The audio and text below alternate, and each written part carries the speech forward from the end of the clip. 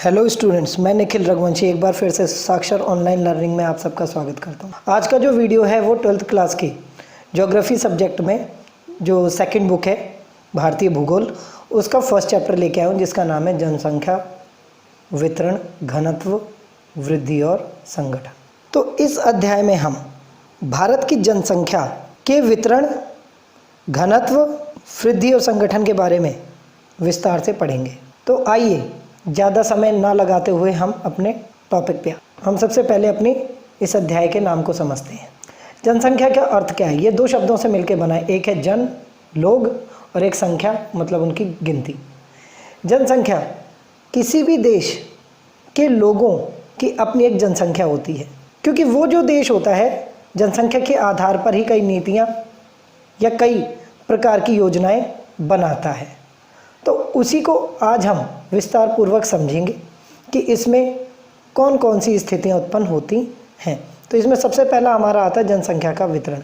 तो इसकी परिभाषा किसी क्षेत्र या राज्य या देश में लोगों के वितरित यानी फैलना होने को जनसंख्या वितरण कहते हैं। यानी हम जनसंख्या वितरण उसे कहेंगे जो पूरे देश में जिस प्रकार से जनसंख्या फैली है। अब आपको पता होगा कि हमारा भारत थोड़ा सा विभिन्नताओं का देश है।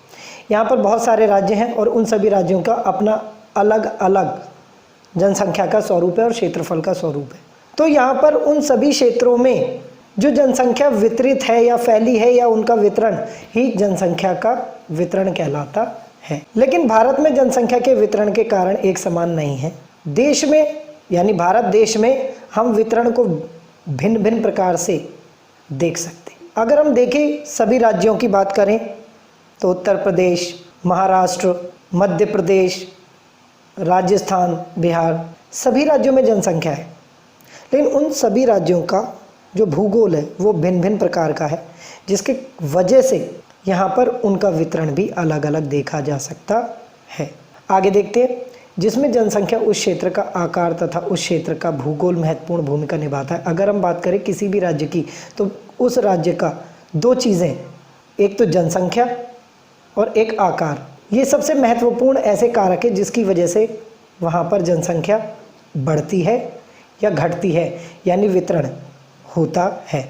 वितरण का अर्थ कम और ज़्यादा दोनों हो सकता है, यानी अधिक बढ़ना या वहाँ से जाना, ये दोनों ही जनसंख्या वितरण कहलाता है। आगे हम देखते हैं जनसंख्या वितरण के महत्वपूर्ण कारक कि कौन से ऐसे कारक या कौन से ऐसी चीज़ें हैं जिसकी वजह से किसी एक क्षेत्र में अधिक लोग आते हैं, बसते हैं या वहाँ से पलायन करते हैं, दूसरे क्षेत्रों में जाते हैं।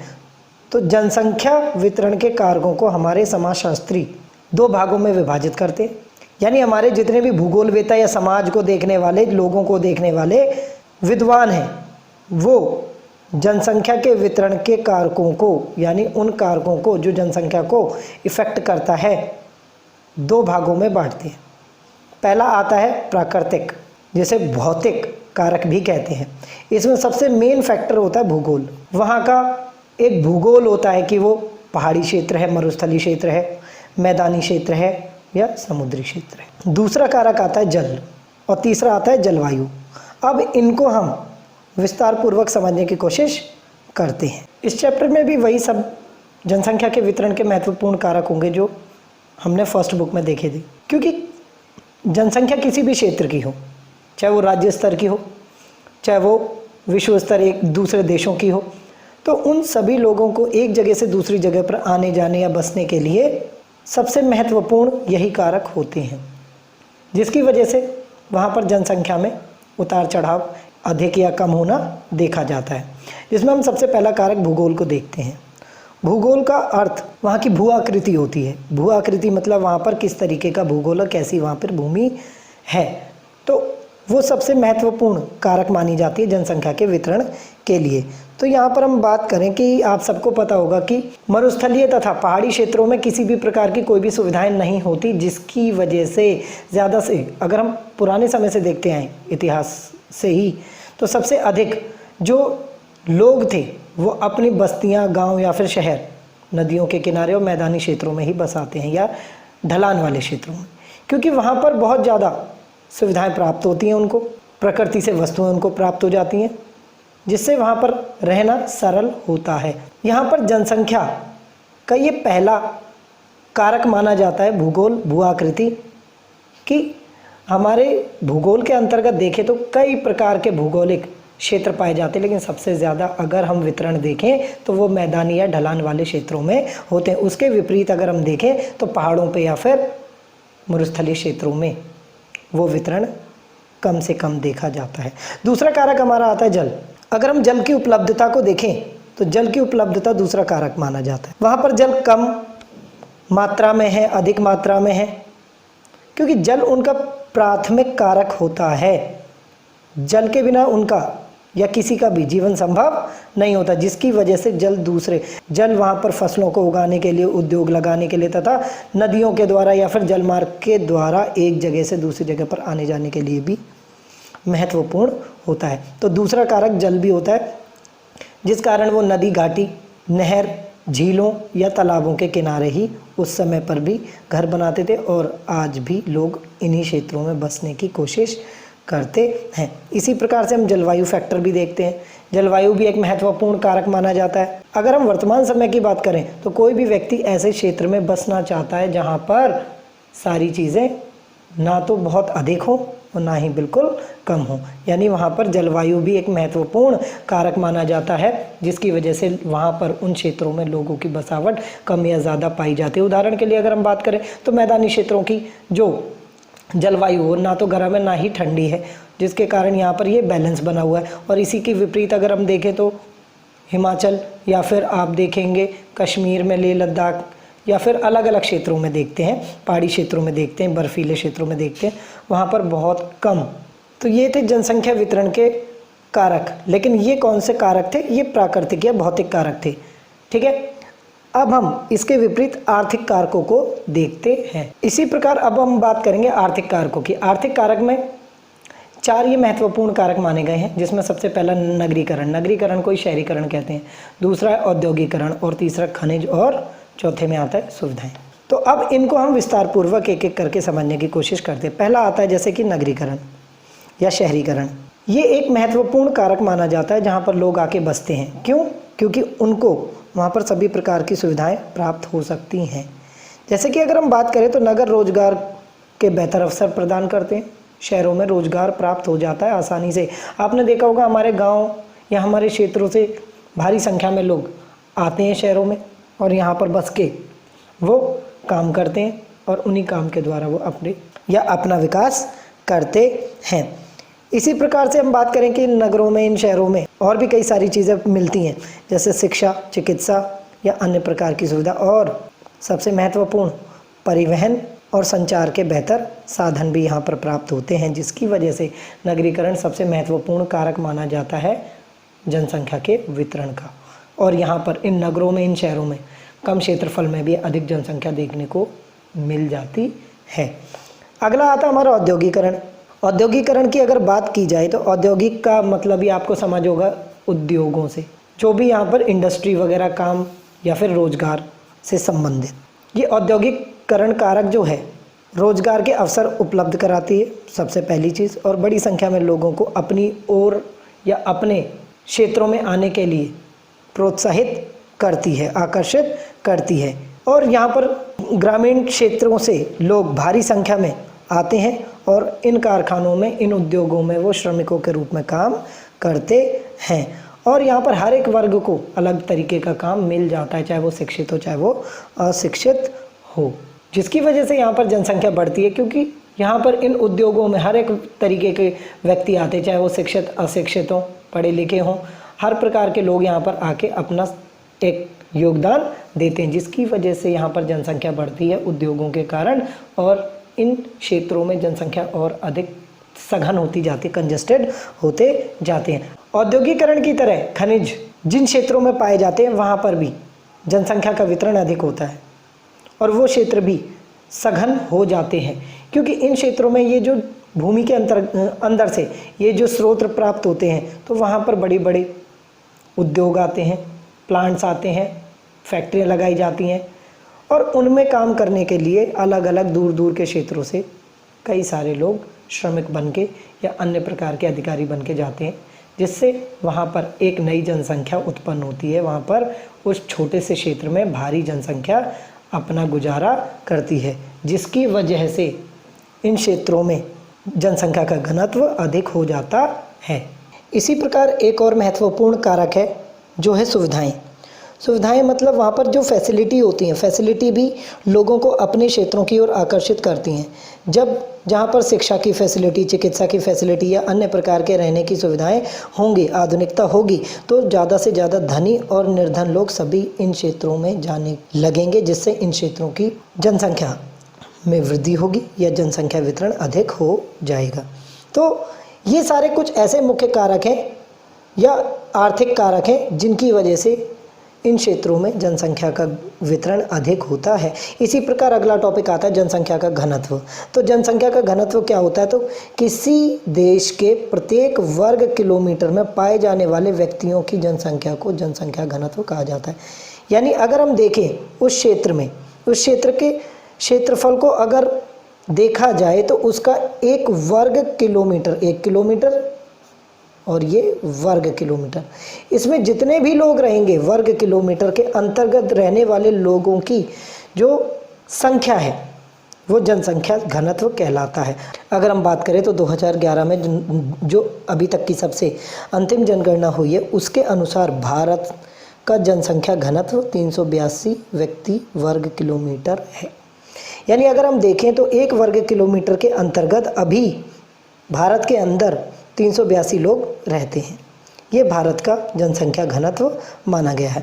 इसी प्रकार 2011 में हुई जनगणना के अनुसार सर्वाधिक जनसंख्या घनत्व वाला अगर राज्य देखा जाए तो वो राज्य बिहार है। बिहार एक ऐसा है जहाँ पर सबसे अधिक, एक वर्ग किलोमीटर में सबसे अधिक लोग रहते हैं। अगर हम देखें तो यहाँ पर मध्यम जनसंख्या घनत्व वाले कौन कौन से राज्य हैं, तो वो है असम, गुजरात, आंध्र प्रदेश। इसी प्रकार से भारत में सबसे कम जनसंख्या घनत्व वाला अरुणाचल प्रदेश है, क्योंकि वहाँ पर लोगों की जनसंख्या बहुत कम है। इसी प्रकार अगर हम देखें तो ये तो थी जनसंख्या घनत्व की बात।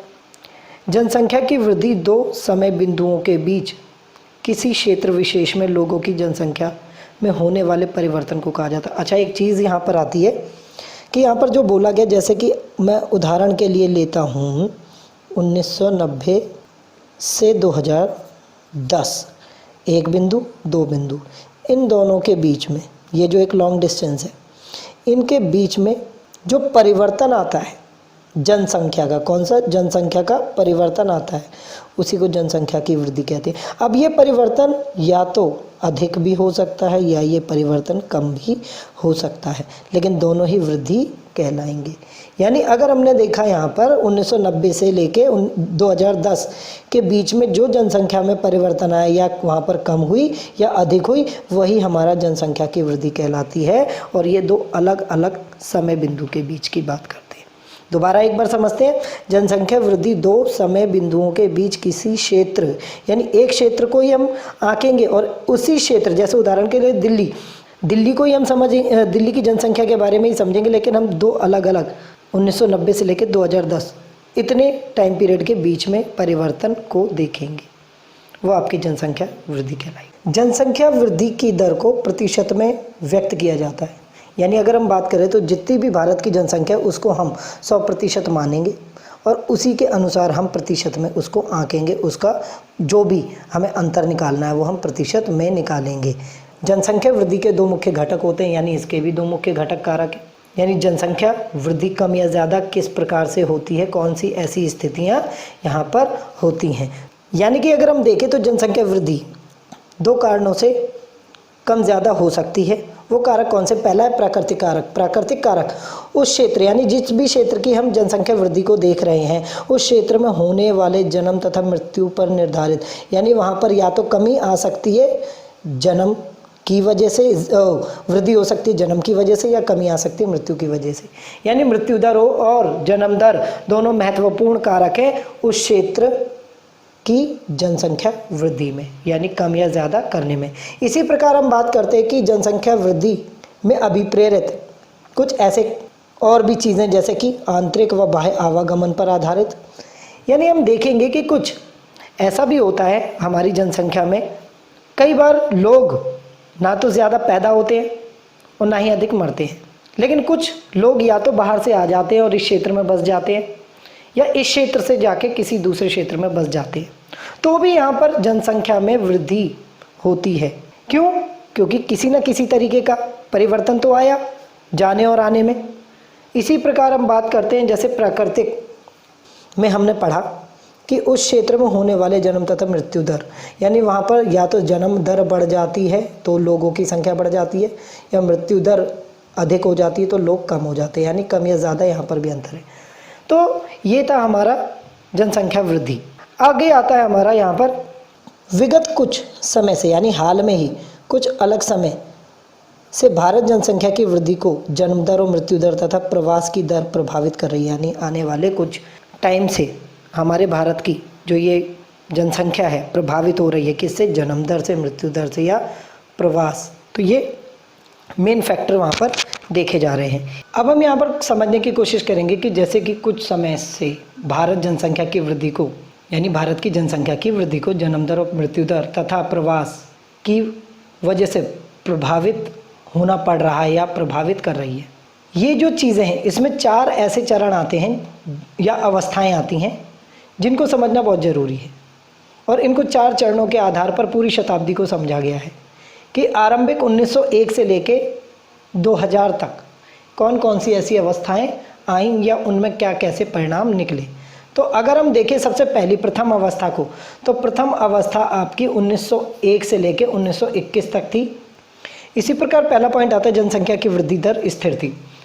जनसंख्या की वृद्धि दर स्थिर होने का अर्थ है यहाँ पर जनसंख्या की जन्म दर भी ऊंची थी तथा मृत्यु दर भी बहुत ऊंची थी, यानी जितने ज़्यादा बच्चे पैदा हो रहे थे तो उतने ही अधिक लोग मर भी रहे थे, जिससे क्या होता है कि वो स्थिति स्थिर हो जाती, ना ही बढ़ोतरी ना ही कुछ घट रहा था।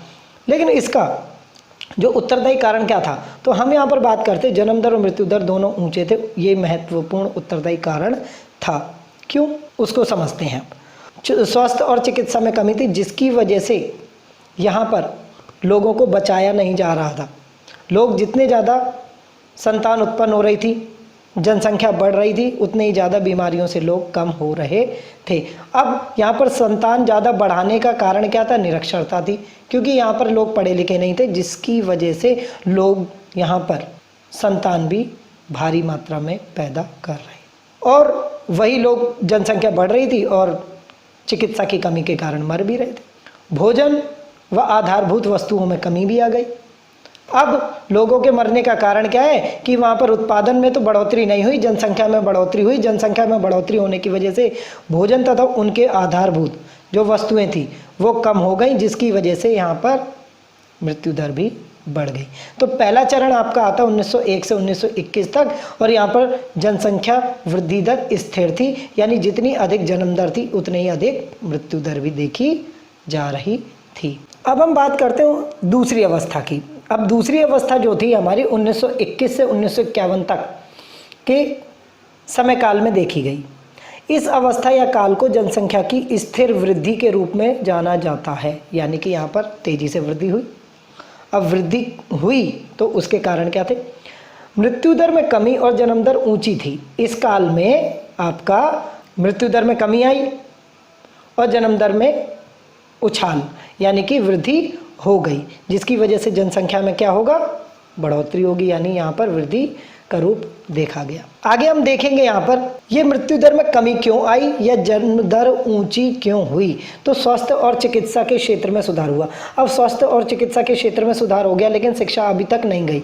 तो बच्चे यहाँ पर संतान उत्पन्न तो हो रही है, लेकिन जो लोग पहले बीमारियों से मर रहे थे जिसकी वजह से वो बैलेंस हो रहा था, अब वो लोग नहीं मर रहे, जिसके कारण अब संतान भी ज़्यादा से ज़्यादा आ रही है, पैदा हो रही है, लेकिन चिकित्सा और स्वास्थ्य की वजह से लोग भी बच रहे हैं, जिससे जनसंख्या में बढ़ोतरी हो रही है। और भी कुछ ऐसे कारण थे, परिवहन और संचार की प्रणाली, जिसकी वजह से लोग भी यहाँ पर आने लग गए या एक क्षेत्र से दूसरे क्षेत्र में आना जाना करने लग गए, गाँव से शहरों में बसने लग गए, जिससे क्या है उन शहरों की जनसंख्या में वृद्धि होती चली गई। तो दूसरी अवस्था को वृद्धि का काल कहा जाता है।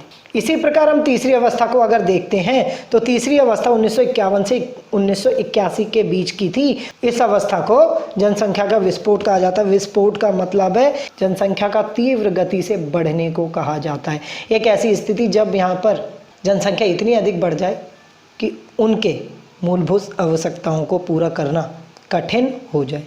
तो यही हुआ था आपका 1951 से 1981 में। और उसके कुछ महत्वपूर्ण कारण देख लेते हैं। तो इस अवस्था में मृत्यु दर बिल्कुल कम हो गई थी और जन्म दर बहुत अधिक। यहाँ पर हमने देखा स्वास्थ्य चिकित्सा थोड़ी सी बढ़ी, लेकिन यहाँ पर और ज़्यादा बेहतर हो गई। अब हम बात करते हैं यहाँ पर शिक्षा, स्वास्थ्य एवं चिकित्सा में सुधार हुआ।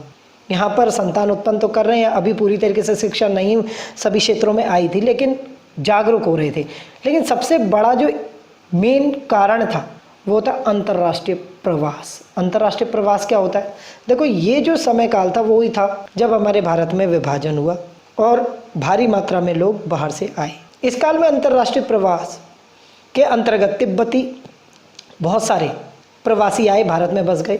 बांग्लादेशी भारत में आना शुरू किया और नेपालियों ने भी आना शुरू किया। सभी यहाँ पर आते गए और प्रवासी बन के यहाँ पर बसते चले गए। और पाकिस्तान का विभाजन हुआ तो पाकिस्तान के लोग भी आए और यहाँ पर जो हमारे स्वास्थ्य चिकित्सा थी वो भी बेहतर हो गई, जिससे बाहर से आने वाले लोग और यहाँ पर जो रहने वाले लोग सबों की जनसंख्या बढ़ती चली गई। सबकी जनसंख्या में तेज़ी से वृद्धि हुई, जिसके कारण यहाँ पर जनसंख्या विस्फोट की स्थिति उत्पन्न हुई। कब? 1951 to 81। अब इसी तरह हम चौथी अवस्था को देखते हैं। चौथी अवस्था आपकी आती है 1981 के बाद। तो 1981 के बाद यहाँ पर कुछ ऐसे परिवर्तन आए, जैसे कि अगर हम देखें तो 1981 के बाद जन्म दर में कमी आई। अब जन्म दर में कमी क्यों आई? क्योंकि लोग शिक्षित हो गए और चिकित्सा भी बेहतर हो गई। शिक्षित होने की वजह से यहाँ पर संतान कम पैदा किया जा रहा था। लोग कुछ परिवार नियोजन जैसी बेहतर योजनाओं को अपना रहे थे। इसी प्रकार हम बात करेंगे जन्म दर को रोकने के लिए नीतियां बनाई गई सरकार की तरफ से या सरकार के द्वारा।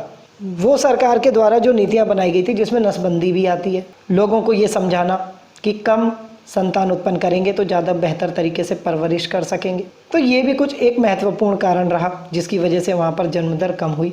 परिवार नियोजन की नीतियाँ, जैसे कि हमने पहले भी बात करी कि परिवार नियोजन वहाँ पर सिखा दिया गया। लोग वहाँ पर परिवार नियोजन का अनुसरण करने लग गए। और इसी प्रकार से आखिरी जो महत्वपूर्ण कारण आता है वो स्त्रियों का विवाह अधिक आयु में होने लगा। अब यहाँ पर जो कम आयु में बालिका विवाह या बाल विवाह होते थे उनको ख़त्म कर दिया गया। अब यहाँ पर अधिक उम्र में, यानी कि जब यहाँ पर बालिका एक शादी के लायक उम्र हो जाती थी तभी इसकी शादी करते थे, जिससे कि बच्चे भी थोड़े समय बाद पैदा हो रहे थे। तो ये सारे ऐसे कारण हैं जिनकी वजह से यहाँ पर जन्म दर कम हो पाया। तो ये चार अवस्थाएं हमने देखी। पहली में कोई परिवर्तन नहीं देखा गया, अस्थिर थी। जितना ऊंचा जन्म दर था उतनी ऊंची मृत्यु दर थी। दूसरे में हमने देखा जन्म दर बढ़ गई, जनसंख्या बढ़ी, ऐसी सुविधाएं आ गई जिसकी वजह से चिकित्सा वगैरह जो मृत्यु दर थी वो कम हो गई, लेकिन जन्म दर अपनी चलती चली गई।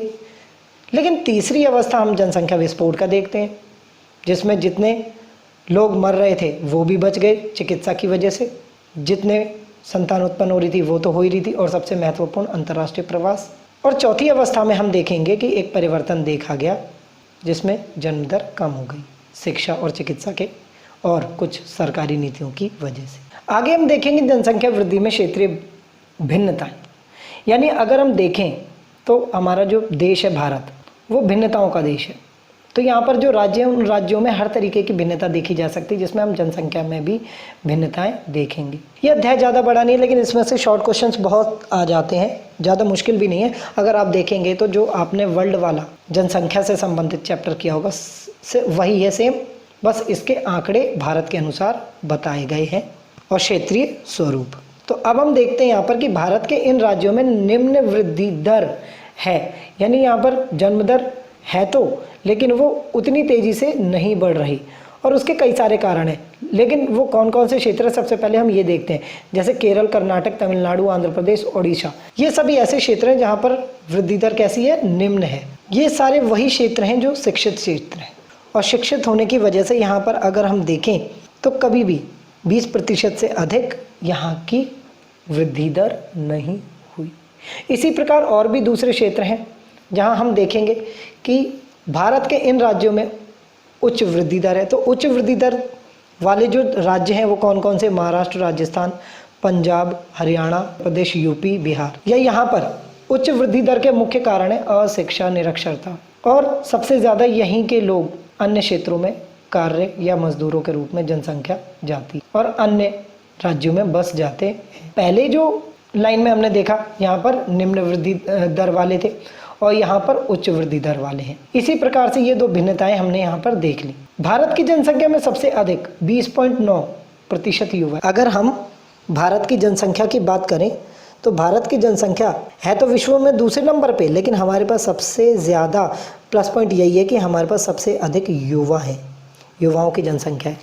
चीन हमसे आगे है, लेकिन उनके पास वृद्धों की जनसंख्या हमसे अधिक या ज़्यादा है, सबसे ज़्यादा, जिसकी वजह से भारत को युवा देश कहा जाता है, युवाओं का देश कहा जाता है, क्योंकि हमारे पास यंगस्टर्स हैं, उनकी संख्या बहुत अधिक है और उनके द्वारा आने वाले समय पर हम उनका अच्छे से प्रयोग कर सकते हैं। लेकिन प्रयोग कब कर सकते हैं? जब हम उनको बेहतर तरीके से योग्य बनाएं, उनको उच्च शिक्षा दें, उनको रोजगार प्रदान करें, उनको मूलभूत सुविधाएं प्रदान करें। ये युवा हमारे लिए आने वाले समय पर एक महत्वपूर्ण स्रोत बन सकते हैं हमारे भारत को विकसित करने के लिए, जिसके लिए या जिसको बेहतर करने के लिए हमारे सरकार ने राष्ट्रीय युवा नीति, नेशनल यंग पॉलिसी, जो 2014 में लागू की थी।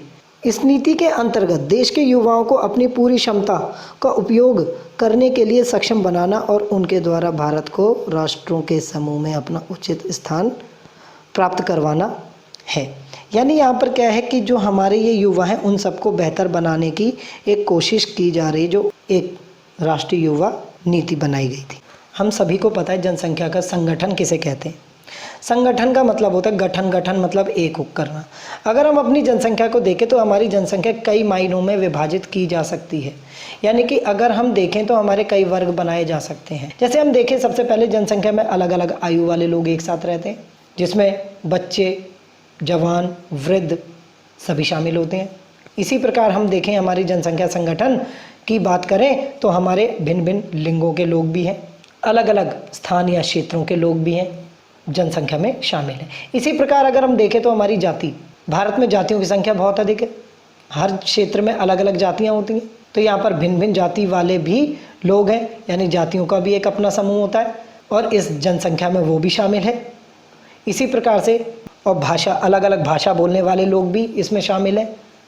यानी ये जो जनसंख्या है एक मिश्रित जनसंख्या है, जिसमें हम कई अलग अलग स्वरूप देख सकते हैं। इसी प्रकार से हमारी जो जनसंख्या है उसमें भिन्न भिन्न धर्म वाले भी लोग हैं, सभी धर्मों के लोग मिलके ही हमारे भारत की जनसंख्या बनती है। शिक्षित लोग या अशिक्षित लोग, यानी शिक्षा का भी एक स्वरूप अलग अलग है, मध्यम शिक्षित या बिल्कुल ही अल्प शिक्षित। और इसी प्रकार हम व्यवसाय से संबंधित भी बताते हैं कि भारत में जो जनसंख्या है वो काम के आधार पर भी अलग अलग। कई लोग अपना व्यवसाय करते हैं तो कई लोग किसी की नौकरियां करते हैं, कई लोग गवर्नमेंट नौकरियां करते हैं, कई लोग ऐसी सर्विसेज देते हैं जिसके द्वारा हम उन्हें अलग कर सकते हैं। तो ये हमारी जनसंख्या संगठन था, जिसमें हम आयु, लिंग, स्थान, जाति, भाषा, धर्म, शिक्षा और व्यवसाय को रखते हैं। आर्थिक स्तर की दृष्टि से भारत की जनसंख्या को 3 वर्गों में विभाजित किया जाता है। या रोजगार के आधार पर देखें तो हमारे यहाँ पर या हमारे भारत में 3 प्रकार के श्रमिक देखे जाते हैं। पहला आता है मुख्य श्रमिक। मुख्य श्रमिक वो होता है जो 183 दिनों से अधिक दिनों तक काम करता है। जैसे 365 दिन एक साल में होते हैं और 365 दिनों में 183 दिन या उससे अधिक के दिनों में जो भी व्यक्ति काम करता है वो मुख्य श्रमिक कहलाया जाता है। उसका अपना योगदान होता है हमारे भारत की अर्थव्यवस्था पर। इसी प्रकार हम बात करेंगे सीमांत श्रमिक। एक ऐसा श्रमिक जो 183 दिनों से कम काम करता है। इसी प्रकार हम बात करते हैं अश्रमिक, जो बेरोजगार होता है। और ऐसे बेरोजगार या अश्रमिकों की जो हमारी जनसंख्या है उसमें 60% का रेशो आता है, यानी 60% लोग अभी भी बेरोजगार हैं, जिनके ऊपर हमारी सरकार को काम करने की आवश्यकता है। क्योंकि हमारा जो डेवलपिंग इंडिया है वो जब तक बेरोजगारी से अपने आप को मुक्त नहीं करता, हमारा देश विकसित नहीं हो सकता। तो ये सारी थी आपकी श्रमिकों की। इस चैप्टर में छोटे छोटे कई सारे क्वेश्चंस आते हैं जिनको मैंने यहाँ पर कवर भी किया है। ज़्यादा कुछ इसमें नहीं है, अब ईजी चैप्टर है। मिलते हैं फिर अगले वीडियो में।